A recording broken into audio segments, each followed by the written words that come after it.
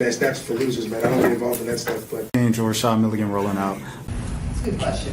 Brandon, you want one quick question? We can't ask Rashad questions. Hey, Rashad. Yo. What's up? Welcome back to the channel, everybody. My name is Rashad Milligan. As always, this is the road to 5K subs. If you are new to the channel, we are so close to 5K subs. I can taste it. That was crazy. I'm not gonna lie to you. That was unacceptable. I apologize to everybody who had to witness that or hear that, because I had I just listened to this, bro. Fogtavious Randross 2. Foggieraw decides to drop a mixtape on a Monday. For some reason, I seen him, what was it, a month ago? And I was like, yo, you haven't dropped in a long time. And he said, bro, I'm about to drop very soon. And I said, okay, all right, dapped him up. We went our separate ways. A couple weeks later, he drops the joint with the Prairie View joint with Mana Leo. A couple weeks later, I don't even know if he announced this. I don't think he did. He drops Fogtavious Vandross 2. Now, I've always been a Foggy guy ever since I've been introduced to him and things of that sort. Like he's always been like one of my guys and stuff, because he made cool music. He made cool music, and he never hit the fact that he was a Christian. I was like, okay, this is a nice mixture of like coolness, but also like Christianity and walking the right path. I don't know. It was just very relatable music. And then he mumbled, but it was like the mumble was surrounded by a stream of consciousness that was like higher level thinking. So I was like, I respected it, everything like that.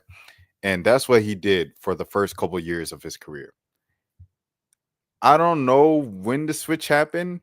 Maybe perhaps after the Alicia Keys and Swiss Beats co-signed, that kind of like elevated his public presence another level a couple of years ago when they cleared the sample for You Don't Know My Name. But it was like, what this new bag that he's been in for the past 2-3 years is like, he's very much leaned into. It's like social media comments were saying, oh, he's like a poet. He does spoken word about women and kids like he's 15. And he's like, well, what do you want me to rap about? Like guns and violence? Like, that's not what I live in. We all can't just continue to just rap about that all the time.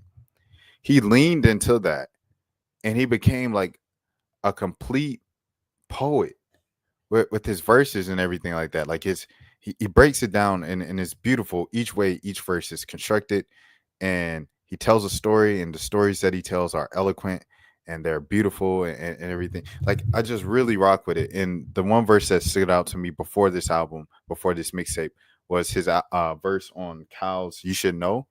And he's breaking down what it seems like he's kind of talking about his career. And it's always Foggieraw, the character, and Foggieraw, the man. And I don't want to say it's government, but it's always those two people. And it feels like those two worlds blended within each other and really kind of became one on that particular verse, where he was talking about, I can't fall in love. If my fans found out that I fall in love, am I going to lose all of my fans because my entire brand is based off of being a player? And what if they find out, like, and it, but the way he says it is like, and what if all my expectations of being an up and coming rapper and on the verge of a boom are set to crumble? And I'm like, MF doing, like, the way he said it was just very unique. And I don't know.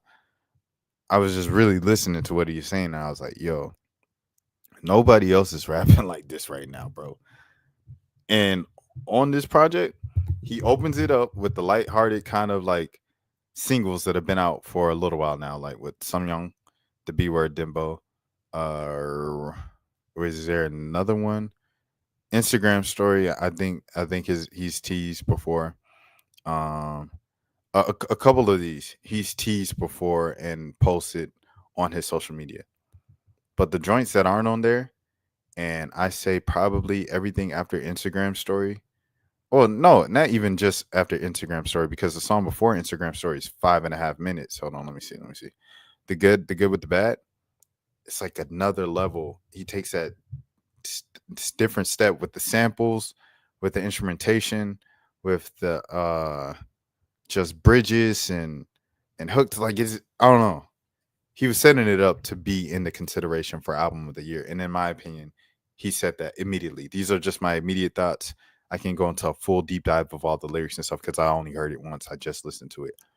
But A Lover's Quell, stupid, bro.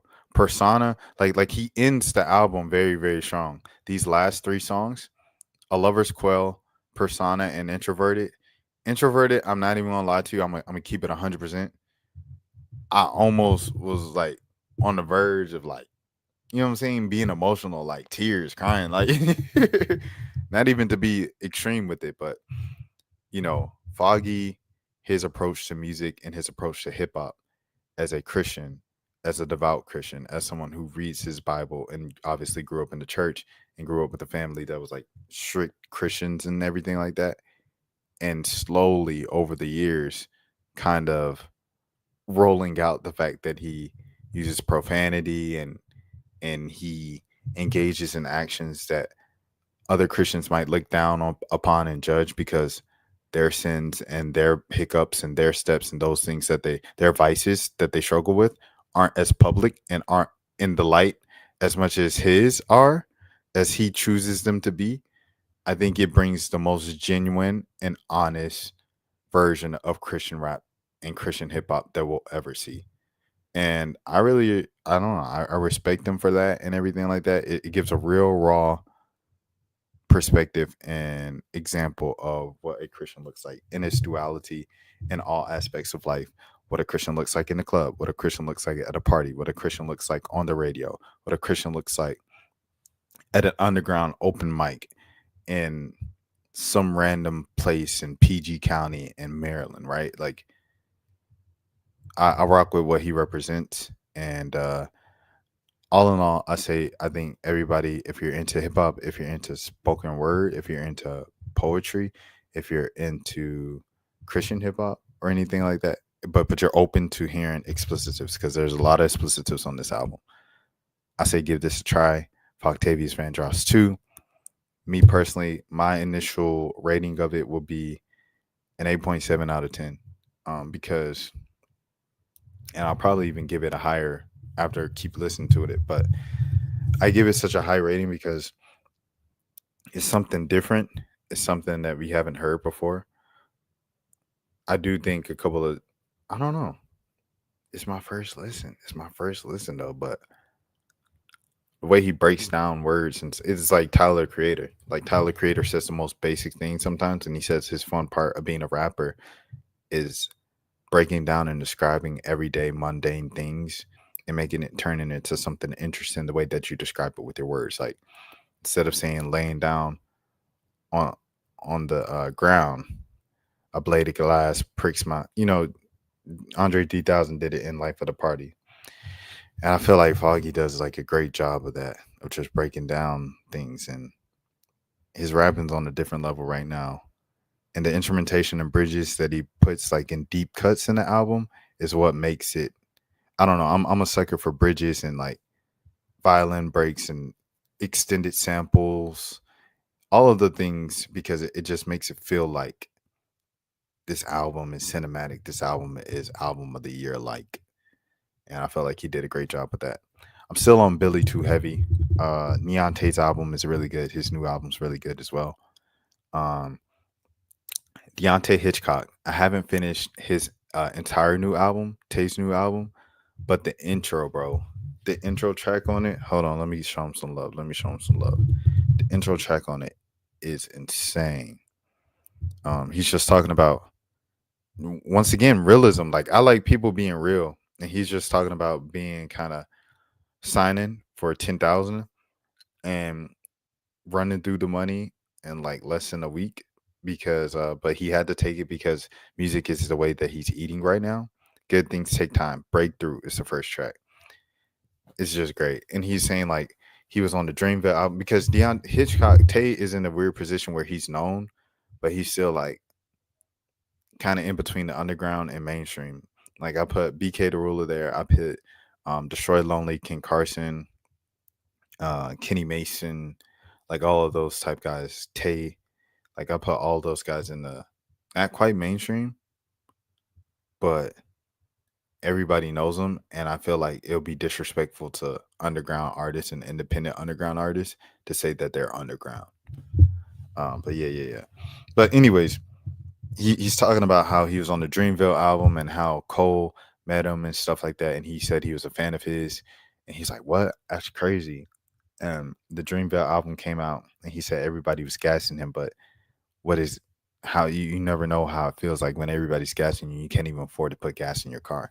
Like it was, it's just like bars like that I was like, yo, this is stupid. Like, and I feel like Billy too has the same type of honesty and raw reggae.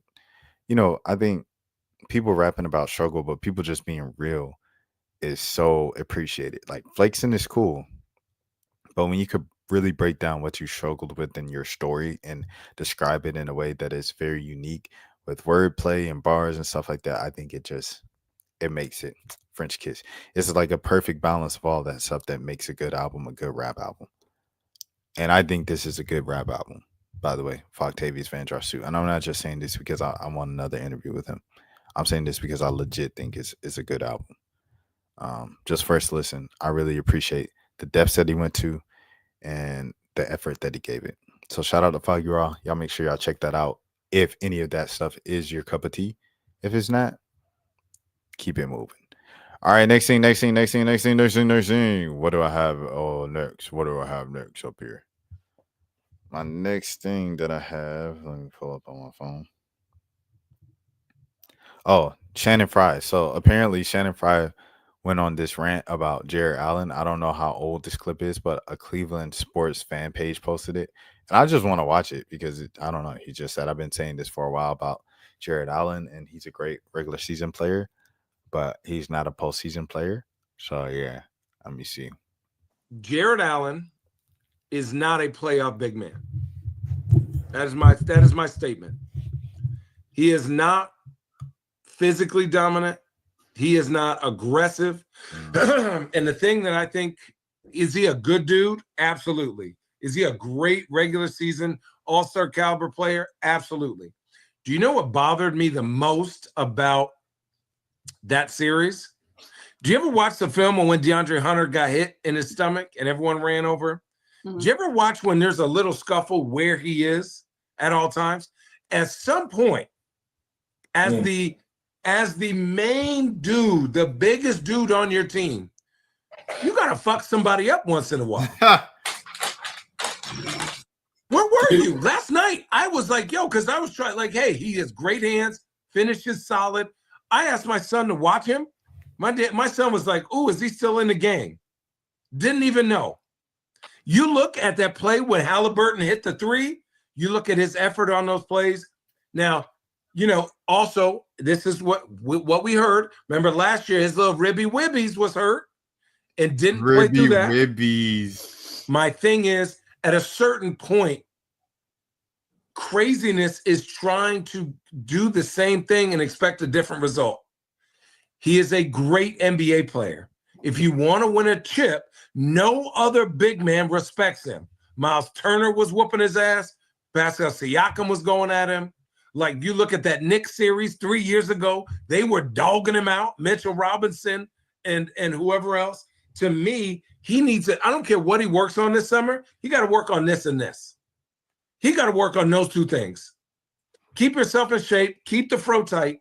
Work on those two things because you're being exposed now as soft. You know what's kind of crazy about Cleveland? Like Cleveland losing so early in the playoffs. Okay, Darius Garland is hurt. You still have Evan Mobley, who's an all-star level player. Donovan Mitchell, who's still a superstar and one of the better players in the league. And then Jarrett Allen. This rant on Jarrett Allen reminded me. Jarrett Allen is also on the team. He's also an all-star, and he gets a pass for this stuff. DeAndre Hunter was nearly averaging 20 points a game when he got traded to Cleveland. And Hunter, he stood up everything like that. Like he, what I'm saying? Atlanta really got him right. Got my boy right. But, he'd be off sometimes and he disappeared sometimes. I don't know. It just seemed like Cleveland was way too deep for them to deteriorate as much as they did without Darius Garland. Like, and that's respect to Darius Garland, but you still had way too much talent. And you guys won way too many games by way too many points for just that to be your fallen point place. A lot of people compared them to the 2015 Hawks. The 2015 Hawks made it to the Eastern Conference Finals. 2015 Hawks were not just plagued by one specific key player. First of all, Thabo Sefolosha was out for the rest of the season due to police brutality. Damari Carroll was out as well. Kyle Korver was struggling with an injury, and so was Al Horford. So it was like majority of the key rotation for the Hawks, 2015 Hawks, were banged up and playing injured. Of course, they say everybody's hurt at this point of the playoffs, but you know when it's different. Like, you know, Ant right now for Minnesota is not 100%. Because the way he's limping, the way they show him limping, and during timeouts in between games, and going to the locker room and kind of running out, and then he has to do all these stretches and stuff before he gets back in the game. Like, you can tell Anthony Edwards is not 100%. It's different when it's just that Anthony Edwards showing that, but it's like Julius Randle, Rudy Gobert, Mike Conley Jr., and whoever else you want to throw in there are also hobbling. Nickeil Alexander-Walker, like, if all of those guys, Jaden McDaniels, if all of those guys are limping, Osri, if all those guys are limping, then it's like, okay, injuries. You have to point at injuries. You can't say everybody's hurt because OKC ain't limping every play. SGA ain't limping in between. So I say all of this to say this. The 2015 Hawks are not as bad as people say they were. I think they were a decent team. Did they get hot and win kind of unbelievable fashion a lot of times in the regular season? 100%. During the 19-game winning streak, I remember I went to Valdosta for a weekend, and they were playing Toronto. It was for my birthday. That's why it was my birthday weekend. I went down to Valdosta, see the bros and stuff, and they were playing Toronto, and they were just casually like winning by 40 points. And Toronto was a good team back then in 2014, 2015. That was just the type of role they were on. And I didn't think that was necessarily just realistic, quote unquote. However, they were better than the team that hobbled through the first couple rounds of the playoffs, struggled with Paul Pierce, old Paul Pierce and Washington Wizards in the second round before going to the third round, the conference finals, and ultimately bowing out to LeBron James. The team wasn't as bad as people say they were. It was literally injuries, hobbled, playing hurt had a lot to do with it. So I'll say that. And then the next thing I wanted to say was about this Cleveland thing is definitely not the same thing because everybody else was good. And when you have so much staying talent, you won 60 plus games, whatever they won, like it isn't no excuse in my opinion for all of that. So I'll say that. Okay, next. What are we gonna do next? Kayleigh Heckel? Or are we gonna do something else? All right. So Zoe responded to Soul Illuminati today, who apologized and said, "I don't want to beef with people anymore." So here was Zoe's response. She came with she was surrounded by plants on our stream because Soul Illuminati called her an industry plant. Is now calling me Zoe Plant the Dick Eater.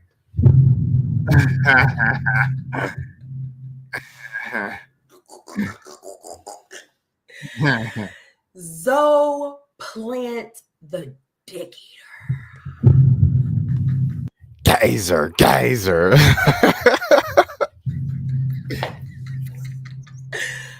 Damn. Okay. Oh, can't forget about Zoe the Zombie. Oh, the zombie is hilarious. All right. I just want to get right to it. Okay, let's get right to it. W8K in these chat. So I have me a little notepad here because I haven't seen it yet, but I feel like she attacked it the right way. And I opened up my Instagram, and I literally like don't know. I did not know who Salah.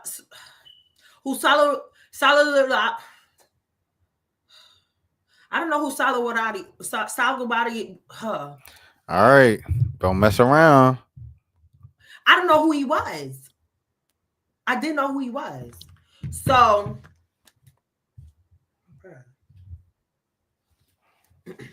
I literally did not know who he was. And I just opened my phone up and I just saw a video. Literally. So just like this is all human beings, like everybody out there. If you open your phone up and you see somebody talking crazy about you that you don't know from a hole in the wall, you're gonna react. Human. We at the water park.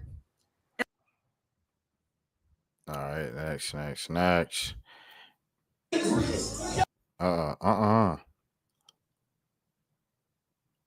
Neon runs into Lotto at the club, and she says she watches his streams and want to do a stream with him. She just said, I ain't going to do a stream with anybody else except for you, Tyler. She just said that.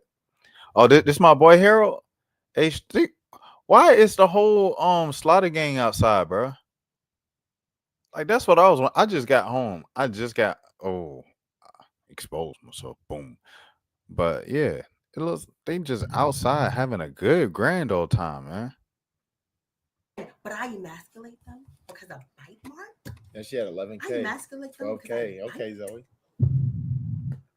Guess what, Salabadati? Did they all tell you that they like that shit?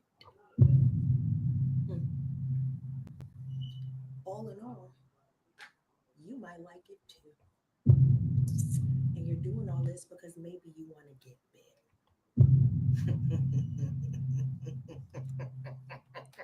He don't want to get bit, and them dudes do not like getting bit.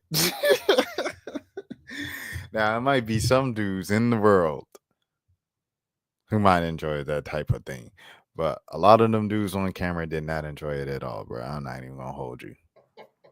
I don't know who the fuck. But I emasculate. All right. There's that. I'm running into the ground, but following up and stuff. Is this? Nope, it's music.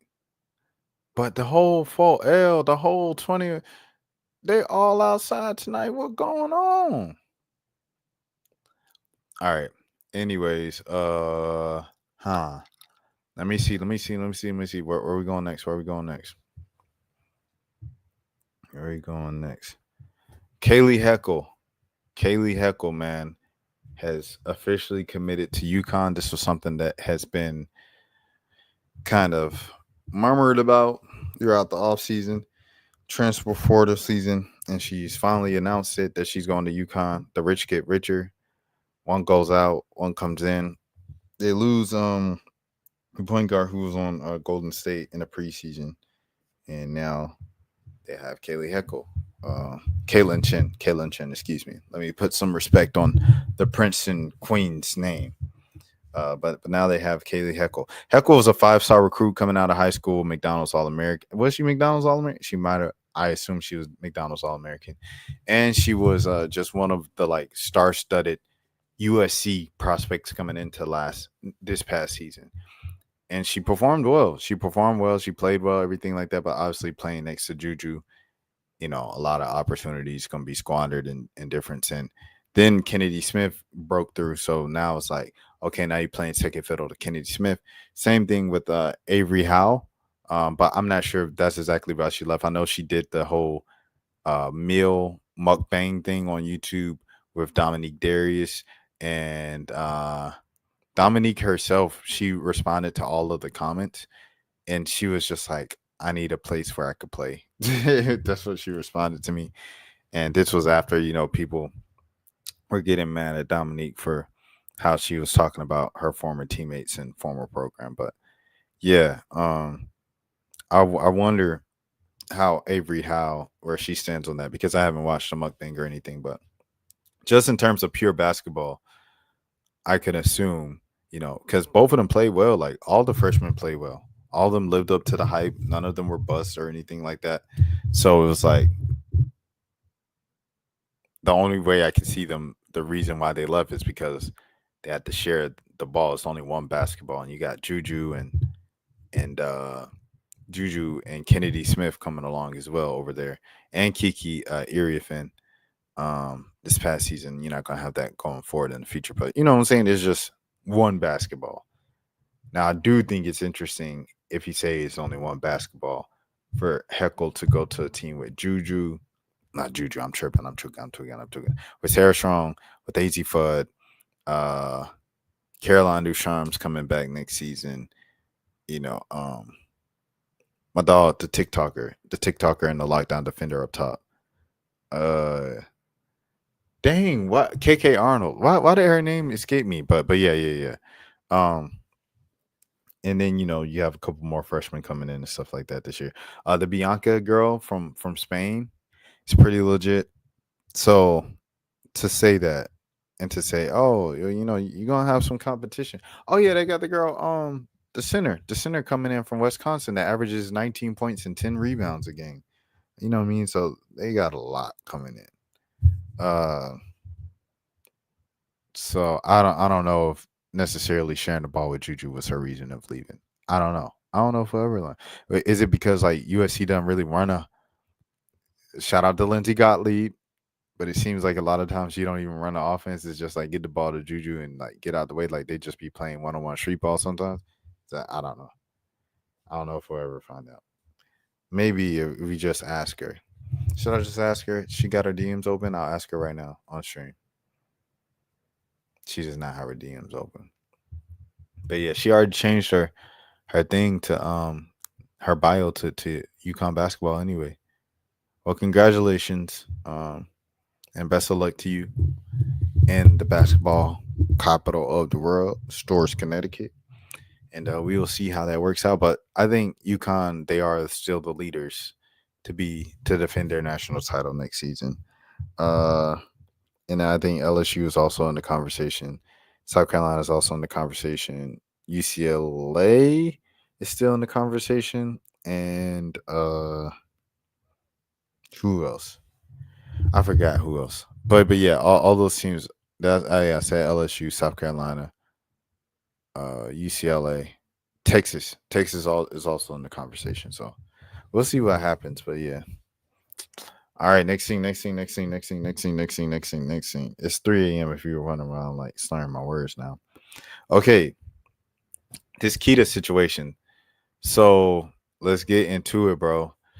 Keita is being attacked, bro, on Twitter, X, whatever you want to call it. She's being attacked because she apparently said something about Caitlin Clark. Like she was defending Caitlin Clark or something they were saying. They're like, oh, you a coon. Like I seen people call her a coon. So she said, someone clipped it up and they were like, well, show the full clip for context. And someone was like, this doesn't make it any better. So I'm going to watch it for the first time on stream and then we'll get into it. And then I also have to tell my own story. So the investigation has been launched. Now, truly, my perspective, do I think they're going to find anything concrete? Honestly, no. I don't think this investigation will lead to anything found that was said at the game. Now, here's the deal. I want to be clear. Are there some racist fans of the W?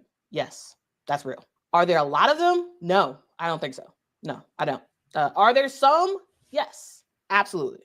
Do I believe that something racist actually happened at the game on Saturday? No, I don't. I don't believe they're going to find any evidence of anything that actually happened in the arena on Saturday. Now, could I be wrong? Sure, I could be wrong. I just think that somebody would have said something during the game. Like we would have seen clips on Twitter. We would have seen a whole bunch of stuff happening.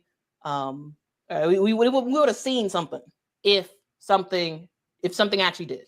All right. So yeah, racism is real and there are some racist people, but I don't actually think anything happened yesterday on Saturday. I don't. But the WNBA, because the allegations have come through, you got to investigate. You got to see what's going on. And we'll see what comes to light.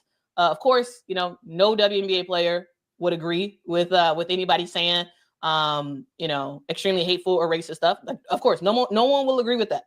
No one will agree that is okay in our game. Right? You can pick any WNBA player on any team. They'll all denounce it. They'll all talk about it and whatnot. But yeah. So yeah, that's my thoughts right there. Is that controversial? Probably. Will some people be like, "See, you're terrible because you said nothing. You don't think anything happened," or they're like, "You're terrible for even saying that they're racist WNBA fans." I mean, racism is a thing. It just exists. So there's some people who just are. Now, I don't. Again, I think it's a small amount. I think it's a very small amount. And when people say stuff, hey, talk about it, acknowledge it. Let's kind of isolate those people and be like, hey, nah, what you saying is not okay. Okay. So, but did anything happen in the game? I don't think anything did. I don't think anything did. But we'll see. It's an investigation, so we will see what happens. Okay. All right, cool. So, all right, hold on. Let me pull this up. Okay. Before I get into, I guess, a response or how I feel about what she said, first thing I do want to say is I think it was last year. Yeah, it was last year. And I came across Kita's channel and I was following it for probably about a month. And I was just looking at her numbers, bro, like of covering women's basketball, and like her numbers were like sensational. You know what I mean? Like she getting like 1,000 viewers on live, and she's getting like 10,000 subscribers, then 15,000, then 20,000. And this is happening in the span of a couple months. I'm like, yo, this is insane. So I'm watching them, and it's like presented in such a professional manner. Like, she got lower thirds, she got the thing going, she doing the video looks clear, it looks crystal clear and stuff. And so I'm just like, bro, okay, if I'm gonna go and get on the streaming stuff and everything like that, because my boy Holla, he already told me, shout out to Holla, he already told me he does YouTube and stuff like that. Holla at Crazy. He was like, yo, you need to stream every night, and then you need to clip it up and then post them as videos. So I was already thinking about, streaming. I just, you know how it goes, procrastination, dragging your feet, making excuses for yourself. And so I seen Keita kind of do like exactly what he was saying in the world, similar to a lot of the stuff that I was, that I was kind of doing. So when I have a question, I just reach out. So I email Keita.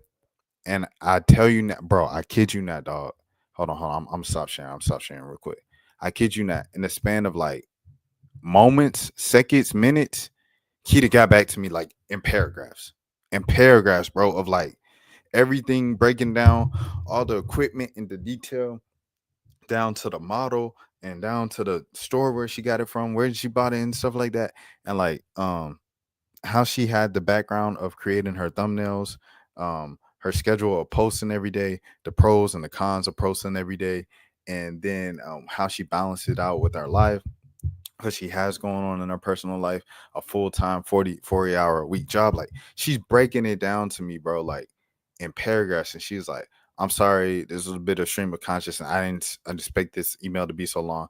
Anyways, if you have any more questions, just let me know.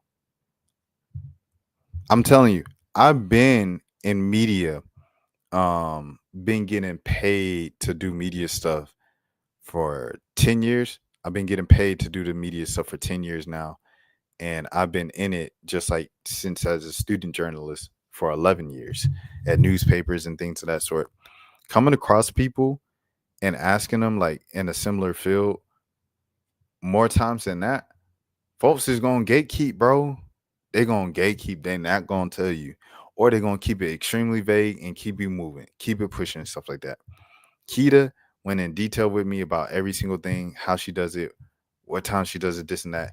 And then also was like, yo, Rashad, I used to watch your content back in the day and stuff like that. Like I used to like, you know what I'm saying? Before I started making content myself, like it's cool that you reached out. I appreciate that. Ooh. And it's like, bro, that's real, dog. Like you can't fake that. You can't fake a genuine connection and everything. I say this to say I don't think Keita is a coon. You know, I see a lot of people calling her a coon and stuff like that. What I think Keita has done here and what I don't know, like I haven't watched all of her streams and stuff like that. Like I don't watch too many streams of people like kind of in women's basketball space. In the women's basketball space, like I don't watch too much of that content. Like I check it out every now and again to know what they got going on, what's their flavor and stuff like that. But I don't watch too much of it just because I don't want that to kind of bleed into my stuff. And, you know, I'm subconsciously just like taking on their personality, taking on their takes, taking on their thing. Like, I want to keep it like, you know what I'm saying? Keep something like if a thousand of us making the same video about the same topic, I don't want it to sound the exact same as everybody else. You know what I'm saying? So I don't watch everybody's women's basketball stuff every single day. However, you know, just from the little bit I have seen this clip and then just with her growth and her support, I think it is fair to kind of draw from that the case with Keita is she she loves everybody. She loves everybody, she supports everybody, right?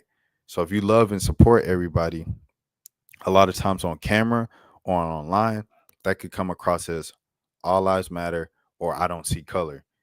And even though she said I see racism and racism exists and it's something this and that, but it's kind of like playing a both sides of the fence that's like safer. And when you play both sides of the fence and it's safer, then um you're just like more likely to appeal to people because you know what I'm saying. Then they could be like, oh, finally, like you check a lot of boxes for like the people who want to get off their prejudice takes, right? And they don't want to be condemned for taking for making their prejudice takes. And I think is you're a black woman, you're a Chicago Sky / Angel Reese fan, and you have a YouTube channel with a large following. So it's like all three of those things kind of like validate themselves for getting off whatever takes and using you as the example of okay, this is cool to say, this is cool to do, and this and that. Woo woo. And and I think that there's a bit like it opens the door for things to be problematic. When you make a take and you're standing on one side of the thing and you let it known like this is my take, I'm on this side of the fence, as opposed to just straggling the fence to kind of keep people happy. I think it leaves the door open for like disrespect and a lot of the troubling and kind of unsafe messages that Angel has received. You know, just to go to Angel specifically. All right, now go to what you're saying here in particular of you don't believe the fan thing. I 100% believe the fan thing. Angel, I don't put it past at all that Angel didn't react because Angel has kind of swerved publicly. I mean, obviously outside of the actual kind of head to head, she swerved publicly any of the racist stuff and the Caitlin Clark stuff because she doesn't want to give it attention. You know, everything is next question, next question. You know, they asked about it today at practice, and PR was like, next question. You know, they're cutting them off. They're not really speaking about it. Before the season, she said next question when asked about Caitlin Clark. Whenever it's mentioned, it's just next question, next question. She's doing more than what she can do this year and trying not to draw attention to what she's been dealing with the past 3 years. And I think that might just be a attack. I don't know if a tactic is the right word, but it might be the method or the way that her team, Angel's personal team, and Chicago Sky Communications have decided to go forward with the season and her career to kind of move past these past 3 years and kind of get over it and just get back to the basketball and being a basketball player because it's draining being a basketball player. And also like the trending topic on Twitter, like you know what I'm saying? She's a conversation starter, a needle mover. And it's like, I just want to play basketball, bro. And it's cool while I play basketball. I could be that thing for black girls and things to look up. Like, I'm sure Angel Reese will love to be like perceived as Asia Wilson, where it's like Asia Wilson, she, motivates and is this great kind of role model for all these young black girls. And she writes the Dear Black Girl book, and she talks about dealing with her reading disability. And you know what I mean? Like, it's just kind of like clean with Asia. But Asia, you could argue, doesn't have as much fame and acclaim and public notoriety that Angel Reese does. And why does Angel Reese have so much public acclaim, notoriety?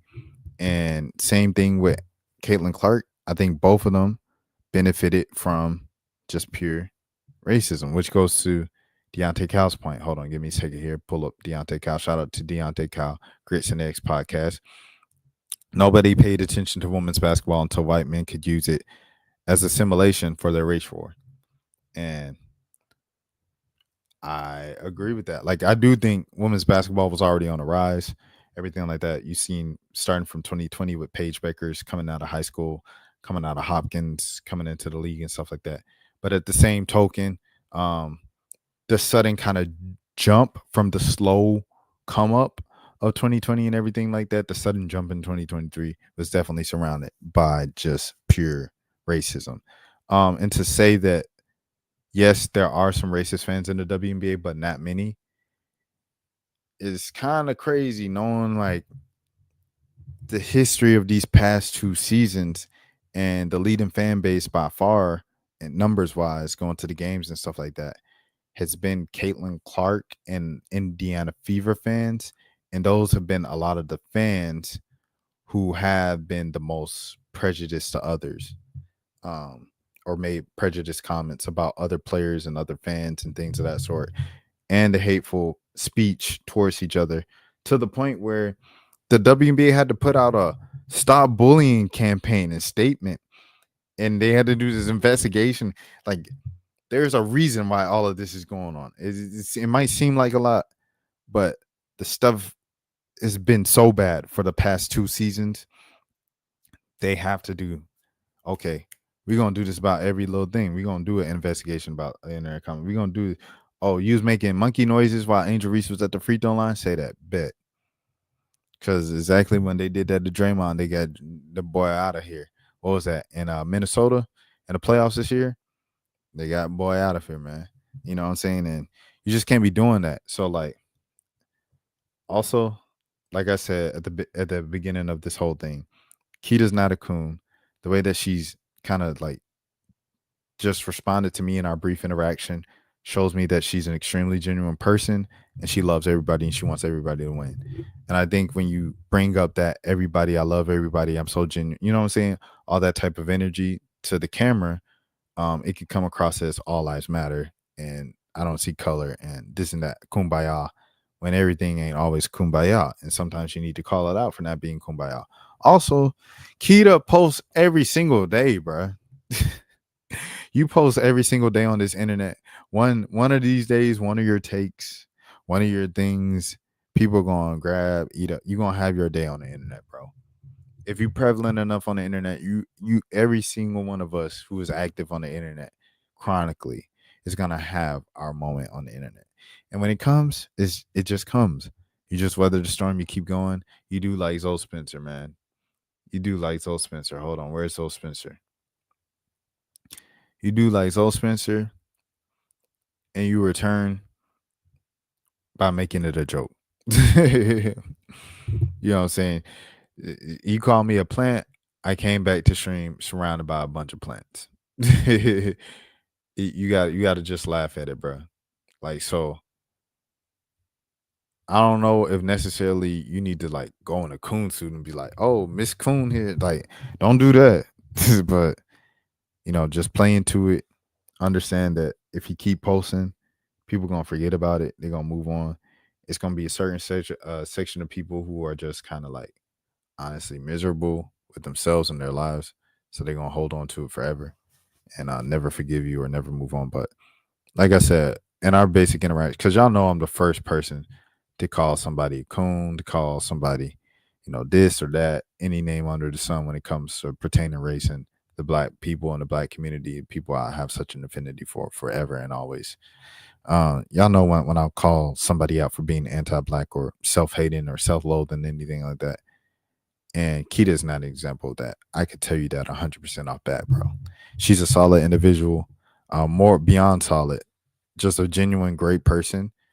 And, for her to open up to me as who some people might see as more of a quote unquote radical or quote unquote controversial with my opinions and stances and stuff, sometimes as a new fresh streamer, couple months into it, for her to do that, it meant a lot to me, and it showed me a lot about her and her character. So anybody that hated black people wouldn't have done that. I'll tell you that much. All right. But yeah, I don't agree with her take. I don't think she's a coon. I guess that's the whole summary of this video. Next topic. Oh, I want to see this Jamel Hill thing about this whole thing. She's talking about away from the Caitlin Clark drama. Like Caitlin Clark, I don't pick up that Angel Reese has a personal hatred of Caitlin Clark. What I do pick up from Angel Reese, because she said it, and I like to go with the face value of what the athlete actually says, is I think she resents the fact that she can't have her separate story away from the Caitlin Clark drama. Like Caitlin Clark can have her separate story. Like when Caitlin Clark is in any press conference or whatever, unless she's playing Angel Reese or it's something specifically that they have done together that is happening in the moment, she is not asked about Angel Reese at all. She's asked about thousands of other things about her ability as a basketball player. Angel Reese is always routinely asked about Caitlin Clark. And I think she resents that part of it, is the fact that, like, hey, I can't even have my own identity. Oh, let me see. Chris is in the chat. I don't know if I would say, hate, but Angel Reese and Caitlin Clark do not like each other. 100%. I made a whole video about that, Chris. Like, but I do think hate, the reason why RG3 got a lot of the backlash on using the word hate. First of all, like I said, you ain't said one word about Jewel Lloyd in the season opener for the Las Vegas Aces having the fourth most shots on the team and them losing by what did they lose by? They lost by maybe less than double digits or double digits. I ain't hear one word about what makes Nafisa Collier so dominant as a basketball player. I didn't hear one word about who your preseason picks to be, you know what I'm saying? Nathan Snell, who your preseason picks to be, the top 4 or 5 contending teams in the league. I ain't hear one thing about your thoughts on Brittany Griner to Atlanta and how the new front court for the Dream is going to look in a system that is essentially 5 spread with BG and Breonna Jones shooting more threes than they ever have in their career. What is that going to look like? What is all that size up front going to look like for Atlanta, for a team whose center was Cheyenne Parker-Tice? Which, salute to Cheyenne Parker-Tice, but it's probably more of a naturally traditional power forward. You had her at center for years, and then you had Tina Charles, who's also a power forward, but you had her at center because Cheyenne Parker-Tice was out. You know what I'm saying? So it was like this team that has kind of dealt with size issues down low finally has 2 elite all-star, and then in the case of BG, legendary caliber talent in the front court with the Atlanta Dream, a team that has needed that. In addition to guard depth as well. I haven't heard one thing about that from RG3. And that's the problem that I have with him, first of all, even speaking on it. But him speaking on it, him saying hate with Angel and Caitlin is such a strong word because Angel has received so much hate language. And I feel like when you say hate, it opens up the can of worms of just like hate, right? And I don't think that's responsible of RG3. And yeah, so with that being said, I'm gonna watch the rest of this thing. Chris, he just said something to you, Nathan. Nathan, if you're still in here, respond to Chris, please. And y'all build a little, you know what I'm saying, connection, things of that sort, for real. I can't even have my own identity outside of this storyline that has been following me since college. And if we recall, when Angel Reese announced she wasn't coming back to LSU, when she was in tears, no one had any sympathy for her when she talked about these same men now that are chiming in about Angel Reese and, you know, talking about her behavior and all this. When she cried before the public and told you part of the reason she was leaving LSU was because of all the racial animosity that she faced. They had no sympathy for her. And so she is carrying this chip and she is carrying this resentment. But I don't think it's about Kayleigh Clark. I think it's about the way that people have talked about her and about the lack of, frankly, grace that they have shown her through since that moment where she, you know, trash talked Kayleigh Clark and flaunted that she won a championship. They have painted this woman out to be so villainous, and we forget how young she still is, that naturally she's wearing a lot of that on her sleeve. So I thought RG3, he's entitled to his own opinion, but I thought his analysis missed the mark and it was unfair, personally. I ain't gonna lie. You can say what you want about Jemele Hill. You can say you don't like her, bro. She was on point with that joint. She was on point with that, bro. She was on point with that. That's like Jemele Hill always just been good, like with words and stuff. Yeah, I know, like, okay, with Twitter, she like grew up, and as she got older, she became a little more corny, and people just made fun of how corny she became and stuff. But I don't know, man. Jemele Hill, when she get on point, man, come on, bro. Shout out to Jemele Hill, brother, for sure. Hold on, what's this? Okay. All right. I'm sorry. I got sidetracked. Let me lock in. All right. So now we on the last couple things. Win whammy first. But this, I made 3 videos about this song. Never in a million years would I thought I made 3 videos about it. Like maybe one video and just been like, shout out to Pluto and YK Niche and Wham Whammy's going crazy in my hometown in the city of Atlanta. So there's a lot of drama with the song going on right now. If you haven't caught up, this is what I'm going to catch you up on. Also people saying, y'all ain't saying one thing about this beef, this high level beef. I like AZ Chike's response to Joey and everything like that. I like the fact that the West is sliding so much for Kendrick. It's literally just kind of proving, okay, like, yeah, we going up for Kendrick. We not letting anybody push Kendrick around and call Kendrick out like that. I like every fact that everybody's really keeping it rap. A lot of the raps towards Joey are just like, I think you might be gay, which is like not necessarily cool. But, you know, I guess it's a part of hip hop, just rap diss history and stuff like that. You listen to a lot of the old stuff and they're like, you suck, da, da, da, da, da, da, da. And it's like, oh, this is crazy. Tupac hit him up, to be specific. But yeah, man, where am I going with this? I lost my train of thought. But with this Pluto thing and Wham Whammy, so apparently the first major artist who reached out to do a remix of Wham Whammy was Lotto.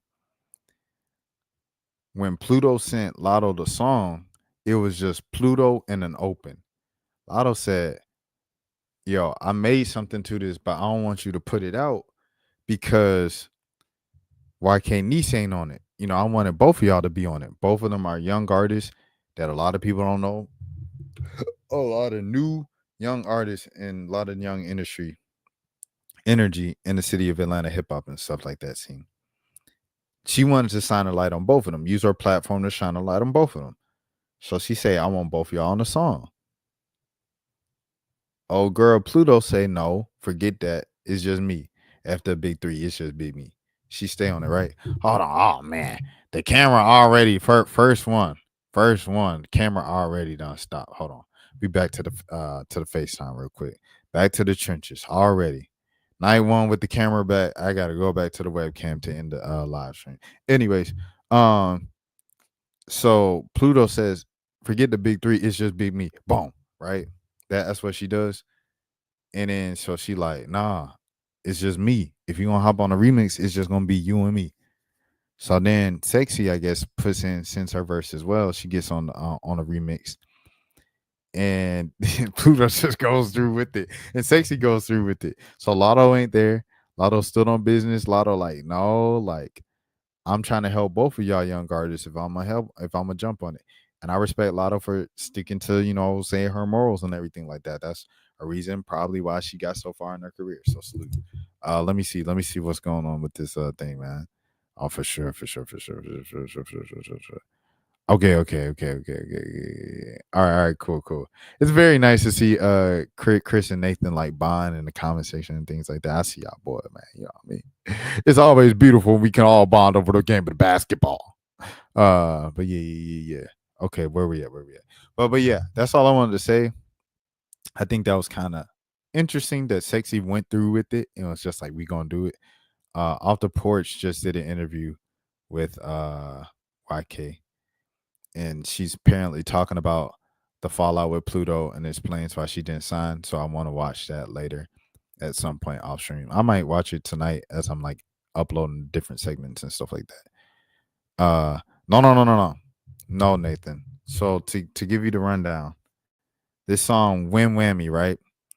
It's a song from Pluto and YK Niece. They're two young girls in Atlanta. Like, I don't know how old they are, but they're young. They new. Chris said, "This is so far over my head. I have no idea." Okay, all right. Let me break this down for y'all. I'm gonna try to break it down for y'all from the basics of everything. Okay, I'll pull it up and give you guys kind of a rundown. Hold on, give me a second here. Bear with me. Be patient. Everything is going to be here. I'll explain it for you in a second.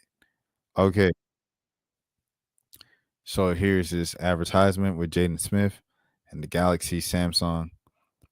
I'm gonna skip. Okay. So there's this song called Win Whammy. And it's popular on TikTok and everything. And I'm gonna give you the breakdown why it's popular. It's just a lot of quotable lines in there.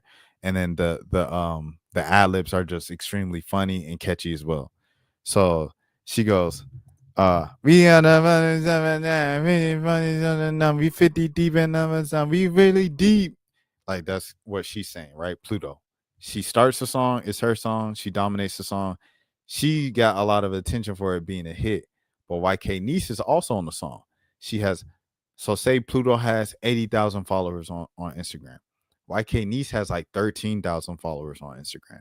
So even though she's on the same song and she both contributed to the song being a successful viral hit, only Pluto is getting more of the attention, and they're both new artists, right? So YK Niece also has a viral line in the song where she says, "I'm talking about Nene." It's a viral ad lib on the song. So she also helped make the song very viral. He watches clips and tells about this, acting like, well, we got a long thing. Hold on, let me see. RG3 doesn't watch the W. He watches clips and comments for views. Calling AT Aaliyah Thomas is crazy when trying to flashback to the AT flagrant 2, acting like he knows what Angel Reese is. This is exactly the problem I have with like Dave Portnoy and all those guys and stuff like that. It's like, y'all don't even watch the game, bro. Y'all trying to speak on it. But anyways, back to this thing. So this is Pluto. This is YK Niece. YK Niece hasn't gotten as much attention as Pluto has. Pluto has been kind of like hailed as like, she's the new thing in Atlanta. She's the next big thing. This girl, YK Niece, is on the same song, right? So Lotto reaches out, who's a major artist. She wants to do the song, right? Let me hop on a remix. Okay. Pluto says, okay, bet. She sends Lotto the song to do. But on the song, Pluto just sends her part in an open little area on the song for Lotto to also record, the major artist. And she says, what happened to YK Niece? I want both of y'all on the song. She said, no. So Lotto stepped away from it and said, I'm not going to do this. I don't agree with this. I want both of y'all on the song. I want YK Niece to get her attention and her flowers as well on this remix, because I know the attention it's going to bring to you. I'm a major, like, kind of commercial artist right now. So Pluto also goes to Sexy Red, or Sexy Red comes to them. Pluto sends the open verse and everything like that. And I guess they went through with shooting the music video and releasing the remix with Just Sexy Red instead of Lotto, who walked away from the situation because she wanted both of them on the song. So that is the kind of the kind of beef of it and everything. I'm a little behind on the stream. It's okay. It's okay. It's okay, Elizabeth. It's okay. It's okay. I'll respond to whatever part you're on. Like, I'm here. You know what I mean? It's not that big of a deal, bro. All right. And then my last thing of the day, my last thing of the night at 3:30. Oh my goodness. It's a Colombia president. So the Colombia president got booed at graduation. I want to see what she got booed for. Colombia instability continues when the class of 2015 graduates booed the acting president Claire Shipman's address at Tuesday's graduation ceremony. Why are they booing her? Columbia's feebleness this spring has dismayed the many students, faculty, and alumni who wish it will wage more principled fight against Trump, as Harvard has done, and suing his administration in federal court. Oh, so they just like, oh, okay. So they saying they like kind of gave in to Trump. And it's okay. That's interesting. Good morning, class of 2025. I know that many of But booing your school on the way out is the way to go. I'm booing, like, I ain't even gonna be here no more. But I'm still forever gonna be an alumni of this place. And I don't like it. So I'm gonna keep booing y'all. you feel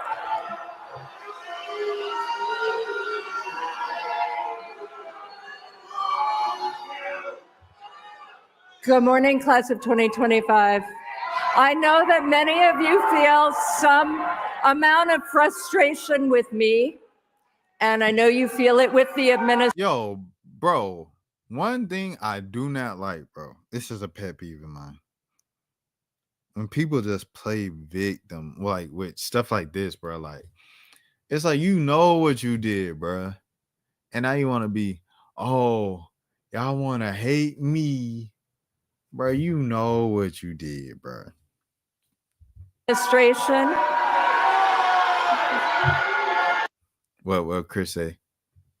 He said to Elizabeth, I would say most of mainstream media does not follow the W. 100%. I know Stephen A. Smith doesn't, but he probably watches, but they probably watch some college football, NBA, and NFL, but only so many hours in a day. 100%. 100%. It's like being a local radio sports show host and like not knowing everything about every single local sports team. Like, you're not gonna know about everything. David, what? I ain't gonna lie. David Dwayne being in here is random, bro. What's good, dog?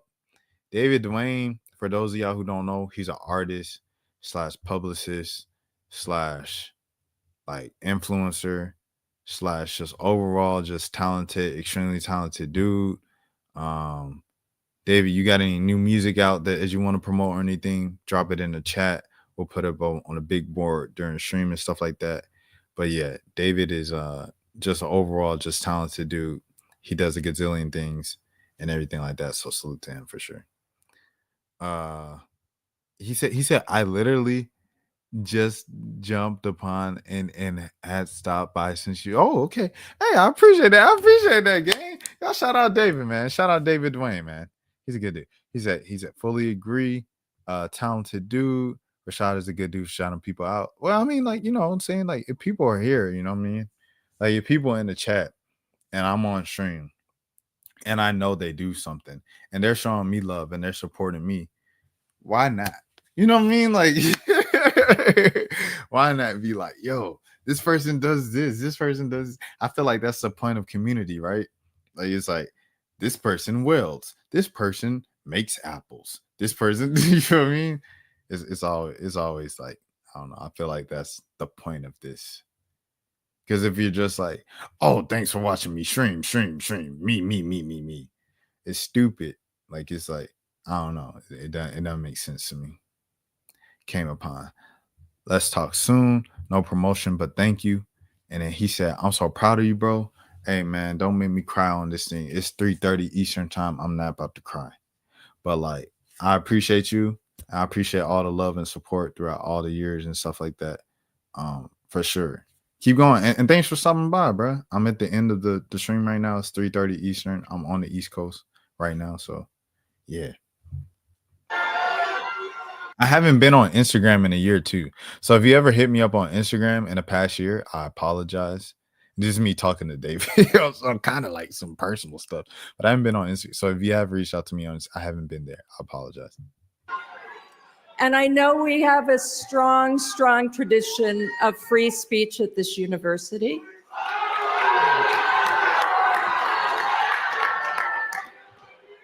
And I am always open to feedback, which I am getting right now. The work of your generation will be to shape these interesting times, to define the values.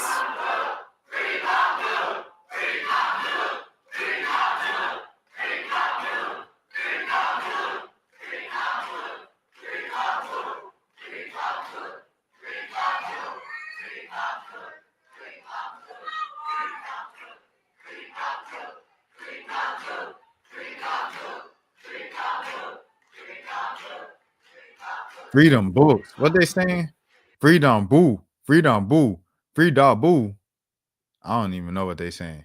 But hey, I'm not gonna lie, like, salute, bro. Salute 100% to the students for speaking up, especially on their way out. You know what I mean? Everything like that. He said, of course you're welcome. I hit you today or tomorrow soon enough. Say that, my brother. All right, but yeah. I salute the students for doing this, bro. I salute the students for doing this 100%. Because I don't know, it takes some courage. Like, you got to step out and do something. You know what I mean? Got to do something at some point. So, yeah, have a backbone. Like, I always say that, like, have a backbone. If you have an opinion, a comment, say it, stand on it, because it's like, regardless of what you do in life, like you saw right here today, early today with Keita, like Keita was kind of like, hey, I see this side, I also see this side, I also see this side, I also see this side. And people still got on her, bro. Like, she said like the most non-problematic thing, and people still got on her. People are going to get on you on anything what you think is like the nicest thing. You know, when people like give McDonald's to the homeless and they like, you could have gave them something healthy like Subway, and then if they gave them Subway, they're like, oh, so you just had to record and post it. Not like, people are always going to complain about anything, right? Like 100% isn't going to agree with you on anything. So since that's the case, say how you feel and stand on that.